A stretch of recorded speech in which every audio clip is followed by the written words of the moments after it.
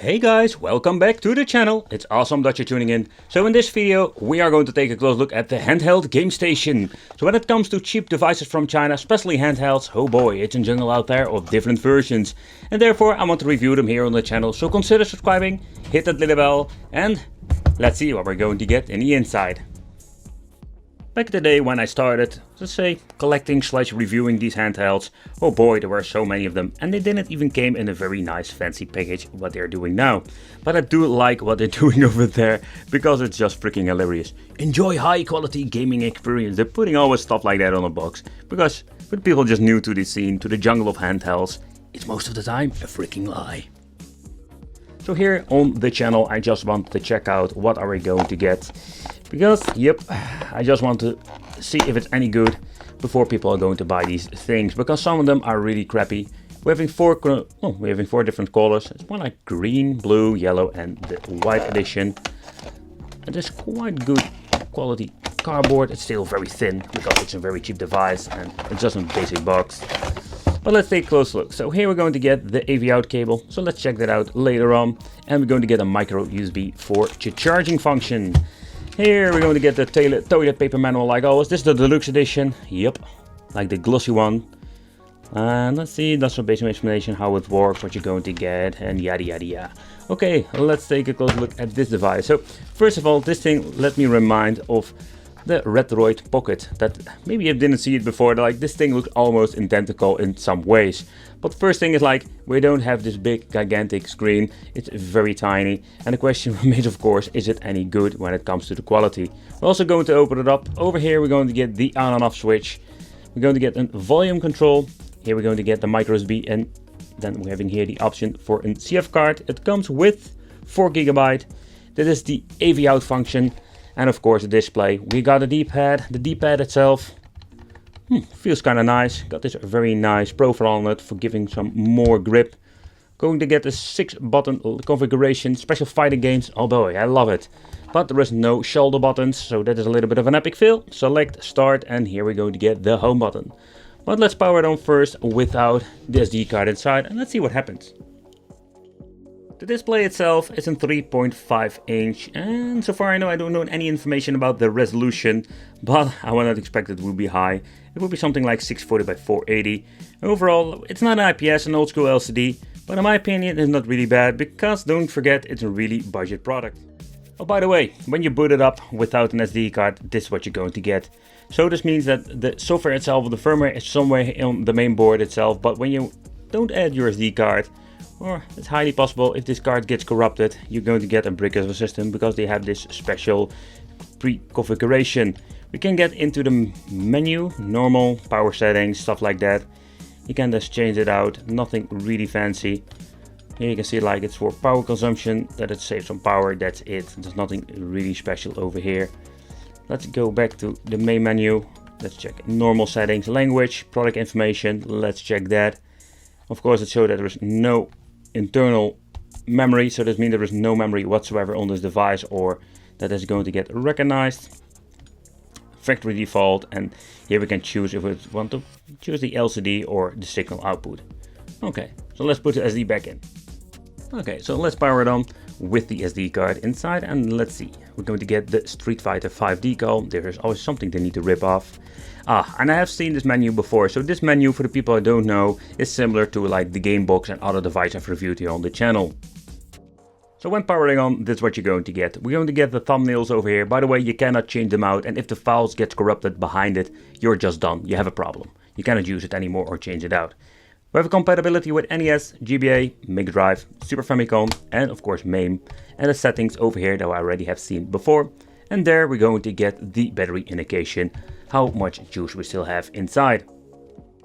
So when we're pressing the home button, when we're in the game, you can have the option to make a quick load, quick save. We have seen this before with cheap handhelds, and it's really cool that they keep continuing using this. There is no of configuring any buttons, so it's very limited, no aspect ratio whatsoever or other settings. The audio itself is not very loud. Okay, so Wicked, stop pressing the freaking wrong button. So let's start with some NES. Let's see how this runs the games.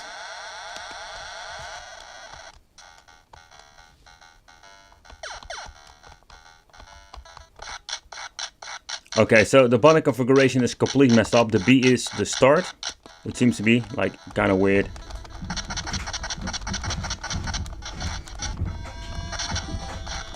The D-pad is quite responsive. I do like the extra touch that you have better control over it. But it seems to be that the games are running just fine when it comes to the NES part. I must say, if they keep messing that up, even now, that would be like quite sad. Come on. Well, let's whip him with the stick. Alright, so let's check this game out. Let's see how it runs.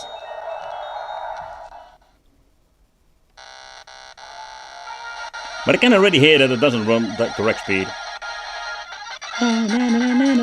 It sounds really messed up.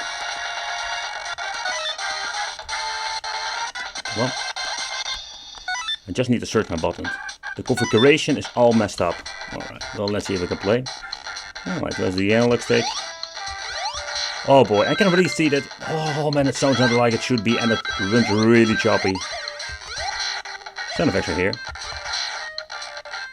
Okay, let's move to the D-pad. So, I think it's still playable, but this is not the way how it should be in my opinion.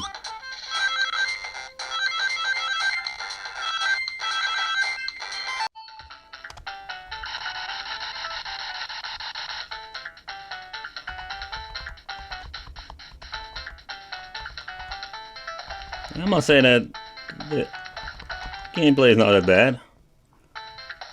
There's always something they mess up, but this?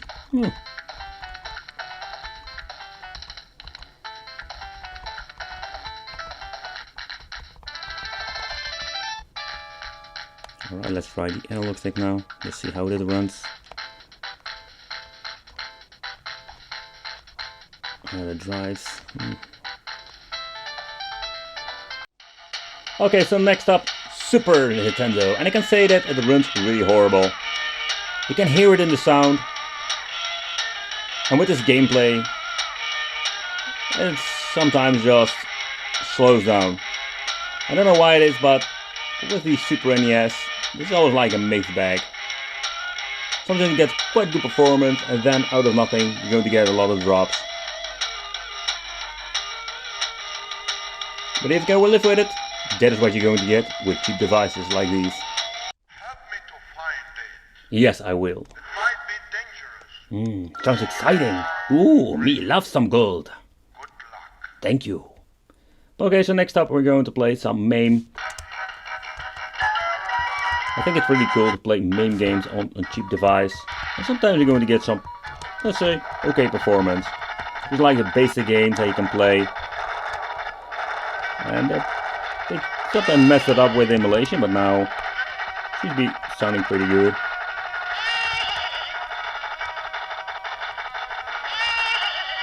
I'm shooting games now where I'm happy that I'm having like an analog stick because it plays way better than the D-pad. I need to point out that the D-pad, I tried some fighting games, they are feeling quite good and the response is okay.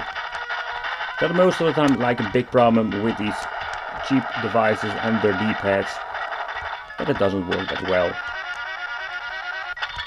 The device itself works plug and play.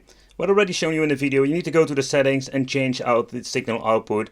Depends what kind of television you're using. Yeah, the weird thing is like, I don't have any wallpaper now, and still my audio is working on my handheld. So I'm going to get double audio, it's more like an echo. Very annoying. But let's try some games out and let's see how it runs on the television with the old school AV out. Time for some beefcake and dinos, people. Beefcake, beefcake, beefcake. Ooh, it runs really choppy. Turbo mode.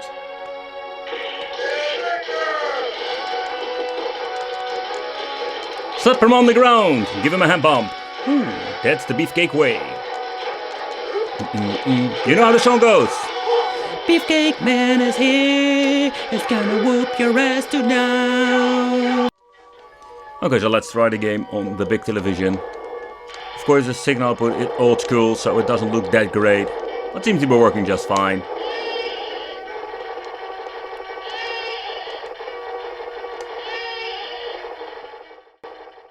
Okay guys, so let's do a quick teardown with you. I just wanted to see what is inside. So I'm hoping I only need to remove 4 screws, so I don't need to destroy the casing itself. We will find out. But overall with these devices, I'm always curious what are we going to find on the inside. So when you're looking at the audio, I was not very pleased with it. Let's put it this way, there is audio that's coming out of the device, but on overall, not that great if you ask me. Okay, so let's see, I'm afraid that I need to pry it open. Yep, because they are using screws and plastic to keep it closed. Alright, so all the 4 screws have been removed. And let's get myself some pry tools and let's open it up. Alright. Let's click it open, be very careful. I also recommend getting like a toolkit that comes with a couple of these things. Super convenient, as you can see over here. So I was right at the beginning. So let's take a close look at the battery that comes inside. And okay, wait, what? Why is the freaking speaker over there? Like, shouldn't this thing be in there? Oh, that explains why the audio wasn't that loud. Okay, we're going to put it on the right place. Is the battery hot? No, not really.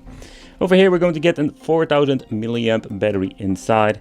It's straight soldered to the mainboard over here, so you can replace it if you want to, but you need to do a lot of tinkering. And of course, yep, it has been, I think it's double-sided, or they're using kind of glue to putting it on the mainboard itself.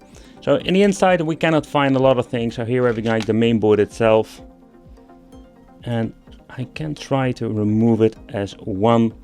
I already removed the SD card, something I always recommend, otherwise you can break the SD card because it's already sticking out a little bit.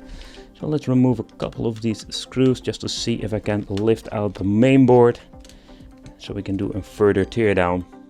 Okay, so I was right about one thing, I can lift out the mainboard now. It's going to be a lot of tinkering and messing around. Here we go, here we go. So everything is attached to this bloody thing. Alright, so let's lift it out. I'm always super careful with the batteries. Oh man, there was only one screw in here that is still don't want to come out. Come on, get out. Very good. So there was only 4 screws that putting this mainboard together. Even if there was like an extra one you can put over there, but there was no screw hole for it or something. Nope, they just didn't use it.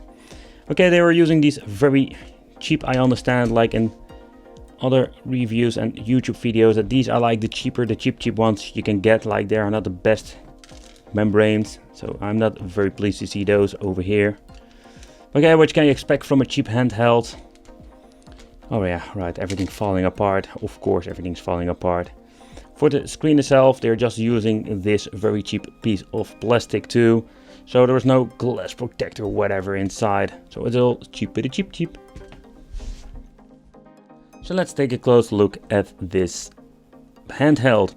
So first of all, we're going to get the display itself. It can be replaced, what you can see with a ribbon cable, but the weird thing is there is no code whatsoever. If it gets broken, you are having a problem. Over here we're going to get the mainboard that contains also the chip, but it has been sanded off, so there is no information whatsoever. The only thing that we're having this thing called the RS28 game version 11, made in 2020, 1101. The analog stick, then we're going to get the touch control, or the controls for the membranes, and here we're going to get the 3 clicky switches for the select, start and home. That's all it. I'm going to clean up the screen itself, just going to be very careful. And yeah, there is underneath nothing really, there's nothing much. They used a couple of these double-sided things. I'm just going to leave the battery on it, just to be safe. But yeah, just want to give you a teardown and a quick look inside this cheap device. What are we going to get actually? Especially when it comes to the capacity of the battery. Okay guys, so what do I think of the handheld game station? So in overall, it's one of the many handhelds I've reviewed on the channel, especially when it comes to the cheap ones. And they are using, better said, reusing the same kind of firmware. I don't know if it's Linux based or something like that. It's kind of weird, but emulators, you cannot change anything out. The D-pad itself, it's okay. It has a very nice touch, a little bit too much of a grip, like this very hard, that's a weird profile on the D-pad. That analog stick feels cheap, similar like a PlayStation 2 portable one. But overall, when you're looking at these devices, it's like a mixed bag always. They are like cheap, but when you're going to pay a lot of money for them, then they make themselves obsolete because there are so many better options out there that comes with better kind of firmware. So let me know in the comments what you think of this. I want to thank you for watching. Consider subscribing, hit that little bell, become on the Wicked family, and I will see you in the next video.